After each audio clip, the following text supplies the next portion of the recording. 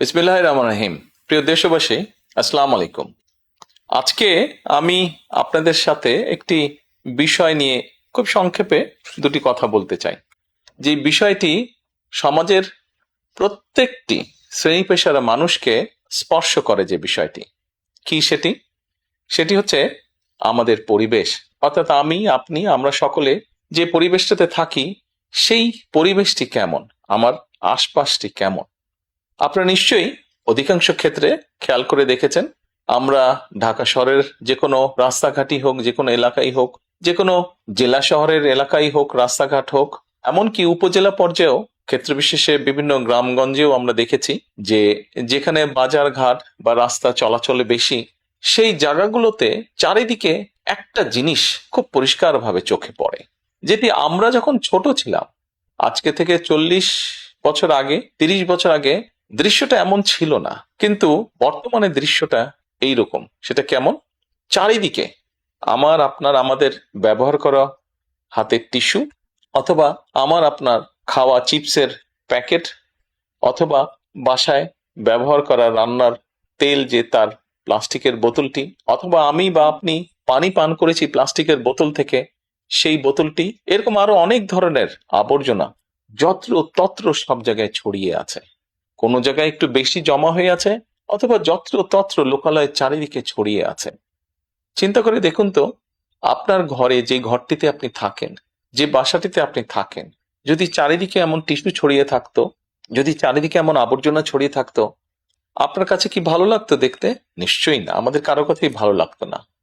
কবি তো সুন্দরভাবে লিখেছেন, সবুজ শস্য শ্যামলা আমার এই ভুবন। তো আসুন না, আমরা কেন আমাদের পরিবেশটাকে সুন্দর করতে পারবো না? বাংলাদেশের অধিকাংশ মানুষই পায়ে হেঁটে চলে, অথবা রিকশায় যায়, অথবা বাসে চলাচল করে। এই মানুষগুলো যখন রাস্তা পার হয়, বিভিন্ন জায়গায় যখন আবর্জনা জমে থাকে, ময়লা থাকে, এই মানুষগুলোর কিন্তু অনেক কষ্ট হয়, বিভিন্ন জায়গায় অনেক দুর্গন্ধ হয় এই আবর্জনা জমে থাকে।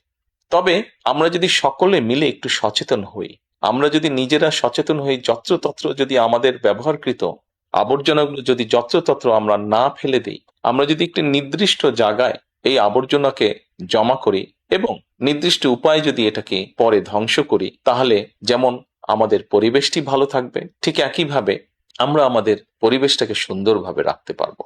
দেখুন, অনেক জায়গায় আমি দেখেছি, গত কয়েক মাসে যখন আমি দেশের বিভিন্ন জায়গায় গিয়েছি, হয়তো কোনো একটি পুকুরের পাশ দিয়ে যাচ্ছি, দেখেছি পুকুরের ভিতরে বিভিন্ন রকম ময়লা স্তূপ হয়ে পড়ে আছে, অথবা পুকুর পাড়ে বিভিন্ন ময়লা স্তূপ হয়ে পড়ে আছে। অথচ একসময় কিন্তু এই পুকুর পাড়েই মানুষ বিকেলে বসতো, গল্প করত পরিবার পরিজন নিয়ে, কিন্তু এখন আবর্জনার জন্য সেটি সম্ভব হয় না।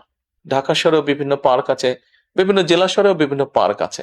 আমরা পার্কগুলোতে যাচ্ছি বিকেল বেলায় পরিবার পরিজনকে সাথে নিয়ে, কিন্তু গিয়ে যখন আমরা চিনেবাদাম খাচ্ছি, অথবা চিপস খাচ্ছি, অথবা বাচ্চারা লজেন্স খাচ্ছে, খেয়েই আমরা জিনিসটা সেখানে ফেলে দিচ্ছি।